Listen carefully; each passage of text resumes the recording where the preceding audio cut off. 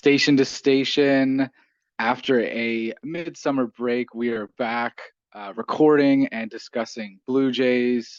We are actually recording on Wednesday, the 16th. And while we were talking, the Phillies are playing the Jays. They're up 7-4 and in game number two of a mini series. So, Dustin, I was away in Europe for a couple weeks. I was following along with the scores, and I'm hoping you can give me a sense of how you're feeling, uh, how the Jays did while I was away. I did see scores, but just a little bit of give me. I want to check the pulse of a Jays fan. Yeah, I think it, as much as it changes, tends to stay the same. It's been fairly up and down. It's been a roller coaster. There's been a number of, promising stretches and then disappointing stretches, and kind of just treading water. I mean, they hit their highest, you know, uh, wins above 500 in this stretch that you've been away. So it hasn't been all bad. It's just, as with this team, it's sort of there's high expectations. Everybody knows that they could be doing better than they are, and while they're doing fairly well, there's been some just some frustrating games. Well, I definitely I feel like when you talk about like they've been the most amount of games under 500. Actually, hold on, Dustin. Do you see the picture that's on the mound for the Phillies? Are you watching?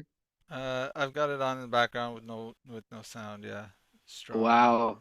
Look at this look at this wig on this guy. Yeah, He looks like he hasn't washed his hair in about 3 weeks.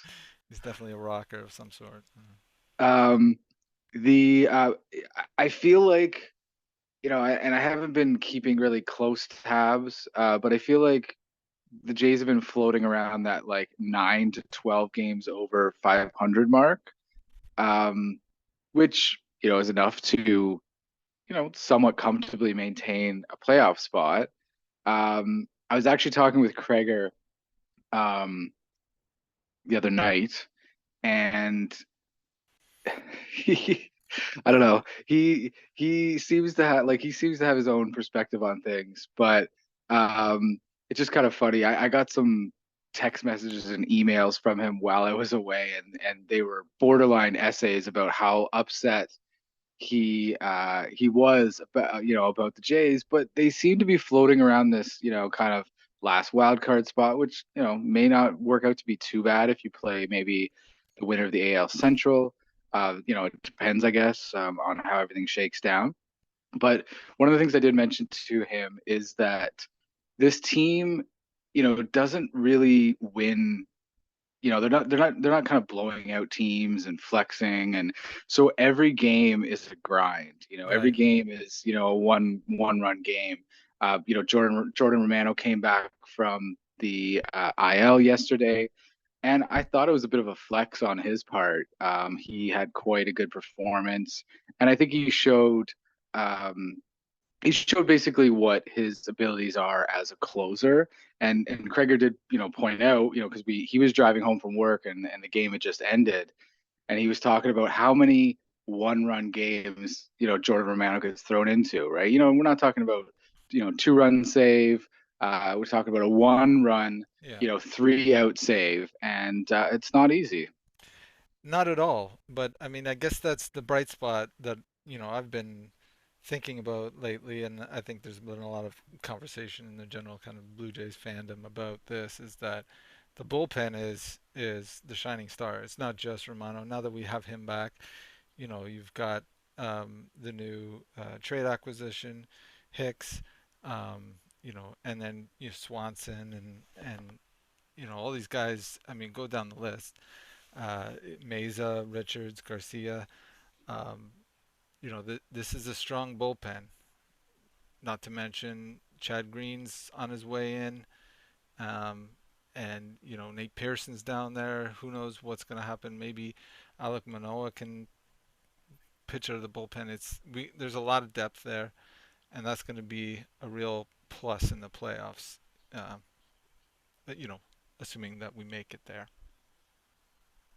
Well, and I think they turned, earlier in the season, you had Anthony Bass and various other guys in the pen.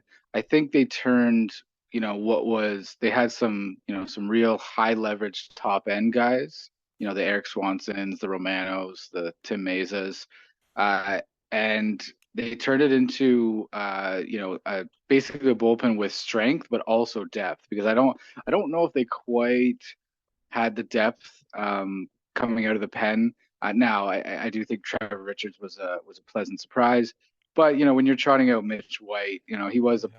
I guess a bit of a mop up, but he wasn't really offering too much, and he has I believe he was designated for assignment while I was away in Europe. So Right, right.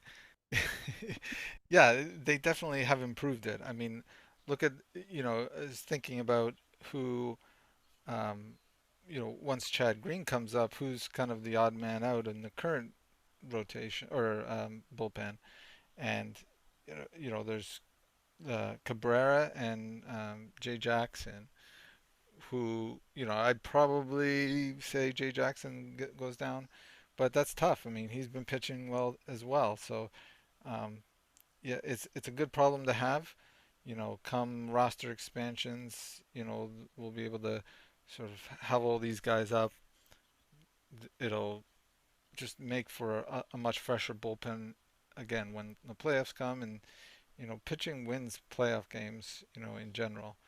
Obviously, the offense has to hit. I mean, that's been the most disappointing part of this stretch is, I remember back to like the 2015, 2016 teams, and those were just mashers, right? Bautista, Edwin. Recently we watched Bautista, Donaldson. Donaldson. Yeah, of course. That whole lineup. I mean, I could name them all, but uh, we recently watched Bautista gain a level of excellence non honor this past weekend, and just watching all those clips and seeing all those guys, you just remember how strong of a lineup that team was. But what people don't often remember is how much we complained about the pitching, especially the bullpen of that team, and that was probably the thing that hurt them the most in terms of being able to go deep into the playoffs. Now we have that, but we don't have that mashing team. It seems like we just can't get that full strength team. Maybe maybe that stronger pitching performance team goes deeper in the playoffs. Who knows? Well, before we talk about some possible playoff um, prospects, I I want to talk about Bautista for a moment because I think um, I think there's certain athletes that come along and this guy wasn't a star coming up, and he's a Blue Jay that I don't know. I just love Jose Bautista. He's a guy who kind of just made himself. He's like a self-made superstar, and he provided that kind of gumption. Obviously the bat flip was the cherry on the top of everything, but he was a guy who, you knew what to expect from him, right? And the 54 home run season, the season after that, he was, I think it was actually, even though he didn't hit as many home runs, it was actually better. But I just thought him going on the level of excellence just I don't know, just made me feel good all over because I just thought, yes, is he going to end up in the Hall of Fame like, other um, former level of excellence players that we probably won't mention right now. No, he's not going to end up in the Hall of Fame, but I just think like that's the right place for him as a Blue Jay. He was just so good. Yeah, I think he's probably just shy of a Hall of Fame nod.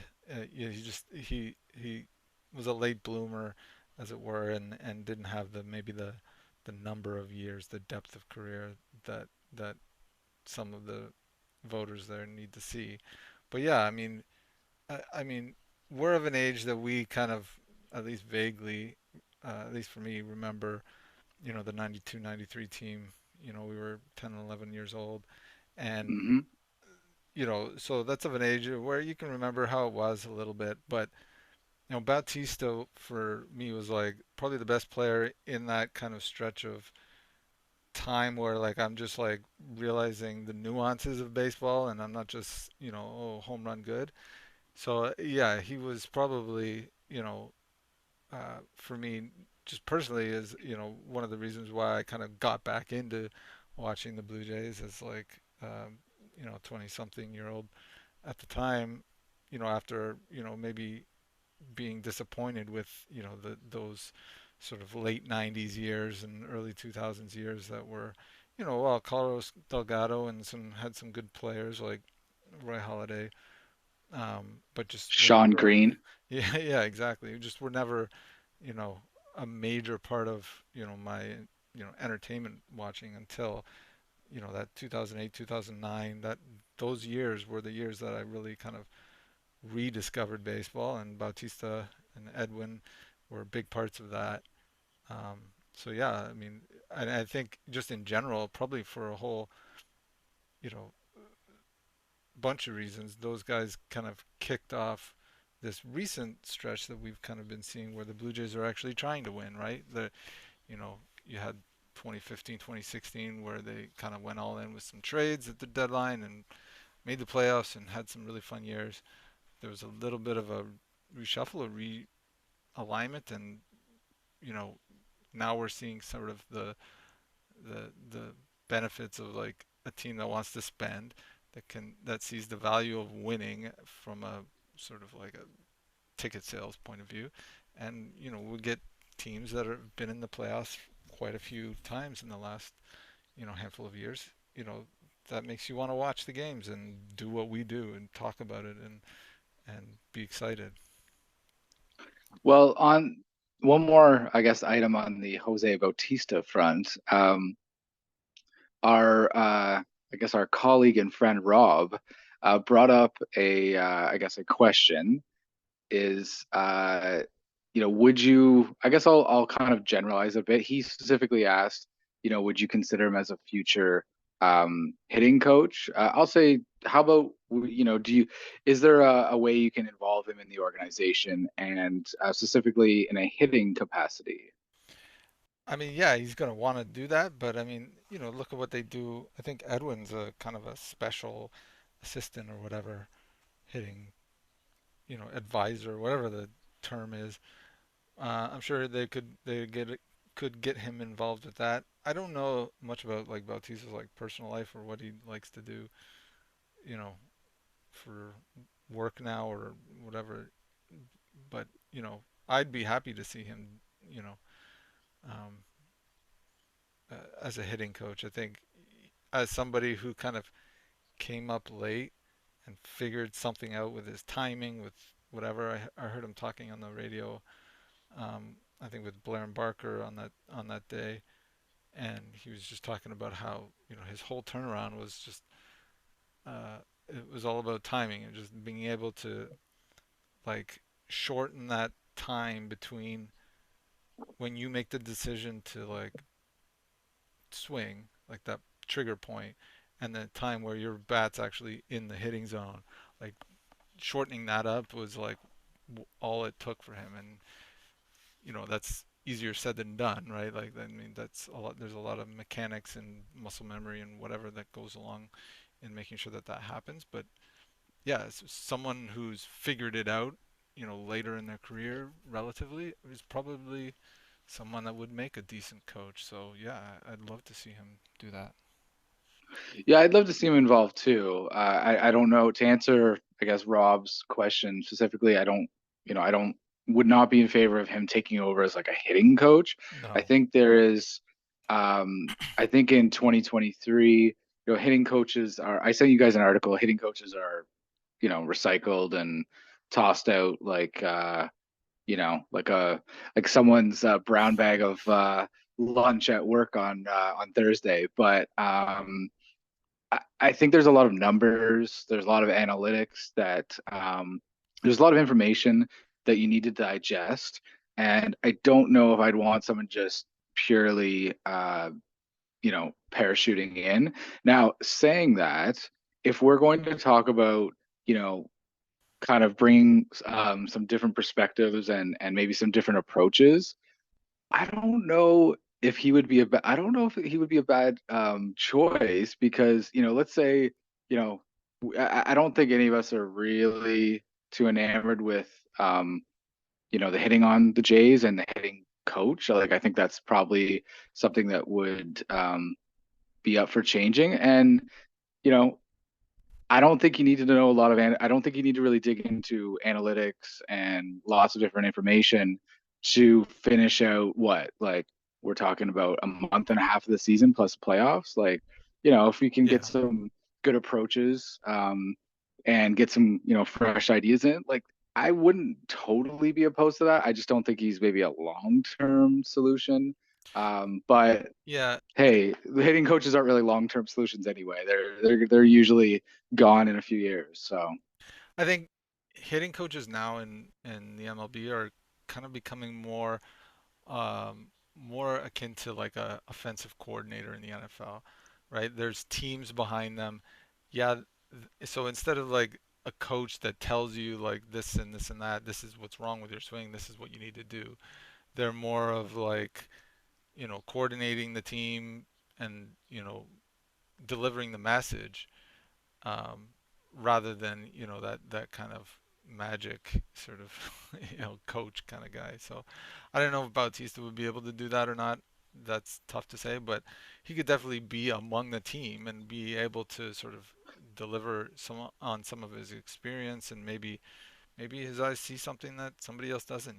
Who knows? I mean, having more eyes on a player's swing, the better, right? well, he definitely seems like an intelligent guy.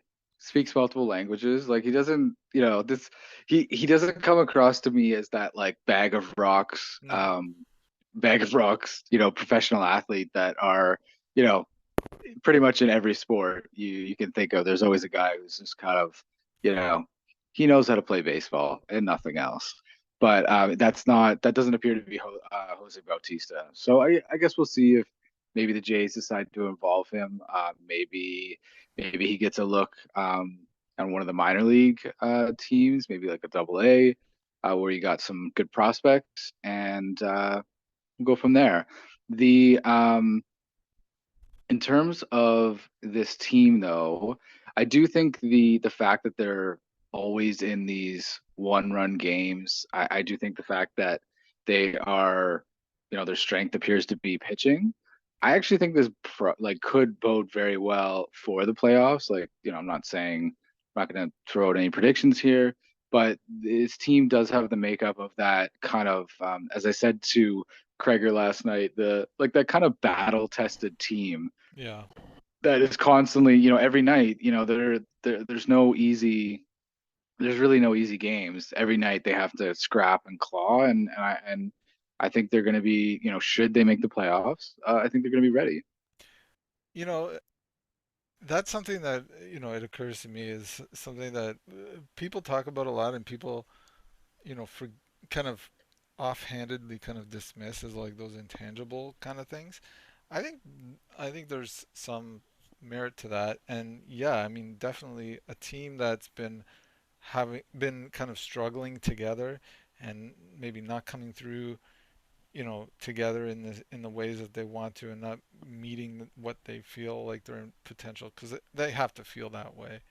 And that's gotta, sort of create sort of an atmosphere of when you finally do figure it out, when you finally do sort of click, um, it hopefully will kind of lead to those sort of that ability to lock it down, um, and you've been there before, you know what it feels like to try and hold on to this one run lead.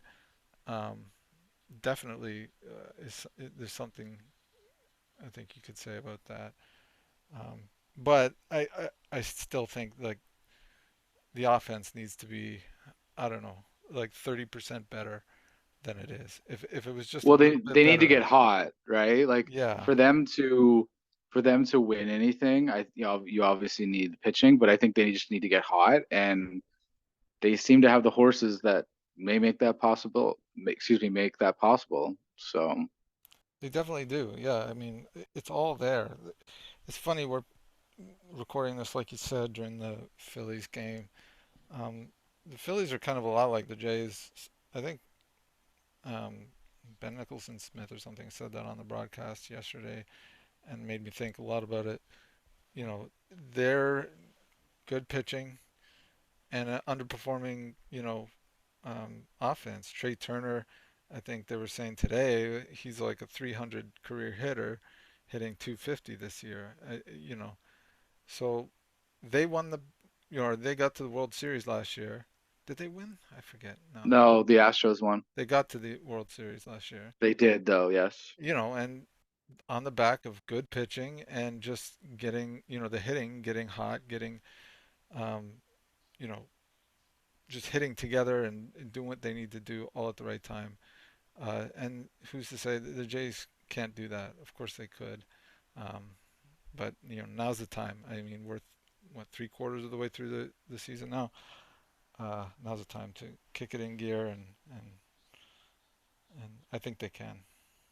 I believe. Well, and if they're going to be the last wild card, they're going to be playing away from home, and I don't think that's necessarily a bad thing. Like with given all of the, I guess, pressure that will be exerted on this team, being away from home may not be. It'd be kind of maybe a blessing in disguise. Yeah, yeah, maybe. And not to mention, I mean, the team that they'll be playing. Well, I mean, I guess it's hard to play that game. Every team you're going to be playing in the playoffs is going to be good, but when you, Well, why don't I take this as a takeaway? I'll do a if the playoffs like next episode, we'll do a if the playoffs started today, who would they play? I'll figure that out just so we can kind of maybe follow that through in terms of I must be honest, I yeah, I don't know the obviously exact structure. I don't know the structure as well as I know the structure of some other sports. I feel like you know, records, changing and things may have that. I don't know if it's like a pure bracket, but I'll take that as a takeaway and I'll come back to you. I think the short answer, my prediction anyways, is the last wild card spot was probably the best one in terms of the level, because Sweet. you know, yeah, 'cause I think you play the two if you're the third, and then I don't know. Anyways, we'll see, but that's my Well, prediction. so one of the things I did do, I think I was in maybe the airport or just bored, and actually, it was my first day back to work, and I was like, the energy levels weren't good. So I was like, let me look at the July record for the American League as I did. So I believe, if I recall correctly, the Jays were the second best team in June, Yeah. behind the mighty Tampa Bay Rays. In July, they were actually the third best team in the AL, behind in terms of winning percentage, behind only Baltimore and Boston. Orioles. Yeah. So yeah, the Orioles and Boston was like I think maybe like a game ahead of them, but yeah, like they're kind of just there, just plodding away. They're still, I guess they are because they have not had the best record in the AL at pretty much any point. They're still kind of in that May shadow. Yeah. But you know, that's unfortunately that's going to kind of live on throughout the season. But yeah, uh, if they end up playing pretty much anyone but an AL East team in the playoffs, I think they'll be all right. Yeah, I think they've got a good chance either way, and yeah, that may, yeah, does loom large. I mean, in terms of their record, outside of that period, has got to be, uh, uh, you know, if they just did what they do with the rest of the league with the AL East, they'd be on top of the AL East or at least fighting with the Orioles at this point. Um, so yeah, it just speaks to that kind of the reason why right now, as we kind of plod along and yeah, maybe win more games than lose over a certain stretch, through July and the beginning of August here, still kind of just disappointing because it's not enough. You know that we need, in order to be comfortable with a playoff spot, to go on like a 7-8 game win streak, and it's just not happening. You know, you win three against Boston, everything's good. David Schneider has this amazing thing. It's all Blue Jays fans are riding high, and then you kind of split the series against the Guardians in very tight, very close, stressful games. I mean, that series against the Guardians felt like a playoff series, and how they split the four, which speaks to their resilience or whatever.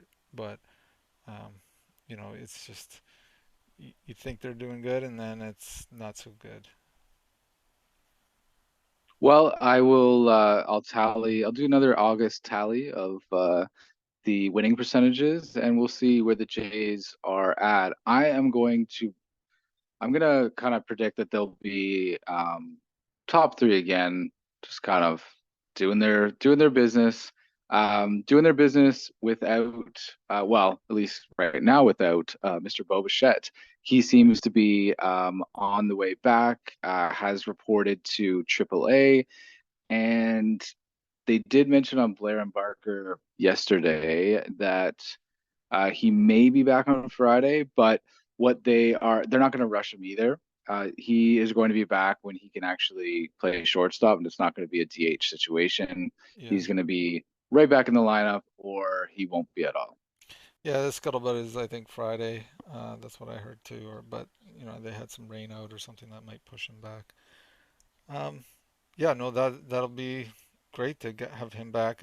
This Paul DeYoung guy is not giving me warm feelings seeing him come up to the plate with runners on. So yeah, that'll be great. And then So what you're saying is he's fitting in well with the Toronto Blue Jays. yeah, I mean I feel bad for him. You get traded to a team and then you go like I don't know, he was like 3 for 39 or something I saw the other day, like insanely bad. But I'm sure he's better than he's shown. I don't know what his numbers were like before, but you know I know that he can't have been that bad and still played every day in the major leagues. Well, I think getting Bo back, there's a phrase in another sport that I follow. Like a new signing, even though it's Right. not, it'll feel like it. And Yeah. in this case, it's going to feel like basically you're going to get an all-star shortstop back for really an August and September push. And um, I don't know, having that card in your back pocket, and considering how they've done pretty well without him, I don't think fantastic, but they've managed to get by, and I think having Bo back in the lineup is going to help big time. Absolutely. And it is now 8-4. Jay Jackson, the aforementioned Jay Jackson, just gave up a solo home run. It's the top of the eighth. This one looks like it's pretty much dusted. Yeah, barring a miracle comeback, which is something we've not seen a lot of, so it's hard to have that hope. Um, yeah, so I did a quick count. So they lose, assuming they lose this game, they're 8-7 so far in August. I don't know where that would put Mm. them, among other teams, but you know, it kind of feels that way, right? Just a little bit better than 500. Yeah, that's probably right. So yeah, it's something they're gonna have to improve. I think we've been talking about it a little bit, but um, their record or their schedule. I think I shared with you like the strength of schedule, and this was a couple of weeks ago. Hmm. But their strength of schedule moving forward from like this point forward is probably the best in terms of the weakest competition they have to face than most other teams in the league. It's a slight advantage, but they have a big opportunity here to really put away some games, especially like starting after the Orioles next week. There's the Guardians again, um, then the Nationals, which they're barely an MLB team, the Rockies and the A's and Kansas City. Those are all fairly weak teams, and that's a big stretch that they have an opportunity to, like I said, put together one of those big long win streaks that can kind of bring them into more comfortable territory. Because after that, then it's Texas and Boston and New York and Tampa, New York and Tampa, or something like that. And it's like, you know, that final stretch is going to be nail biting, and as much cushion as you can put in front of you, you want to do that. We that last 2 weeks with all those AL East opponents, we might have to do like a daily, like, tension relieving podcast. You know what I mean? Like, just like get all the everyone on and just kind of like, all right, everyone just get it all out and then move on to the next day. Um, Yeah. but I guess we'll see. Like, to be you said that they're 8-7. Um, there's probably a good portion of the AL, excuse me, the American League that probably are under 500. So in August, so Yeah. um, it's again, you get Bo back, you sweep a series. I'm actually wondering, and I think I'm gonna, keep a pretty good eye on this. I'm wondering if this team is one of those teams that plays to the competition. Yeah, I mean, that I don't know if certainly. you could do that in baseball the same way you can do it in other sports, but as it's a little less, it's a little like you're kind of there's a little bit less pushing back and forth on each other, and um I don't know. I feel like sometimes like when we play the Guardians, right? Or you play, I don't know, the Dodgers, right? Like it just seems like they kind of play to their opposition, but I think we'll have a good answer on that in a couple weeks. Yeah, I mean, I agree definitely that they really have an opportunity here that it's possible that they need some kind of push. They need some kind of pressure or tension or something. And I think this last stretch, that's it. I mean, if they see Seattle come creeping up on them, other teams, you know, in the fight, and hey, we might not even make the playoffs this year. I mean, that could be the push that they need. And rather than playing to um, the opposition that you have that night, they should be playing to the opposition that they need to play to, which is the Orioles and Tampa Bay and the other teams in the AL East that are much stronger than them.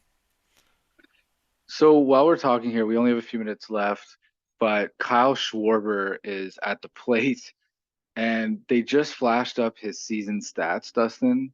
The guy has 30 home runs and is batting 180. Jesus.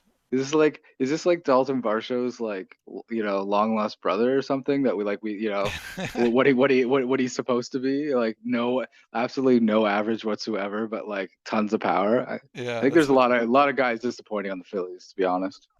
Definitely. I mean, that's what you call, a true three outcome hitter. Home run, walk, strikeout.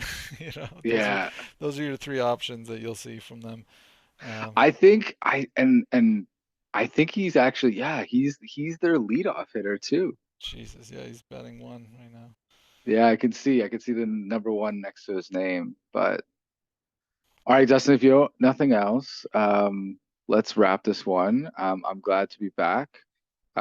Canada is, well, it has some challenges compared to Europe, let me tell you. But I'm glad to be back at home. So Yeah, I agreed. wasn't able to watch the Jays in Europe without a VPN, which I can't be bothered with. So I'm glad to be able to be back and watching Jays games every night. Welcome back, and glad to be talking to you again about the Jays. It's always fun.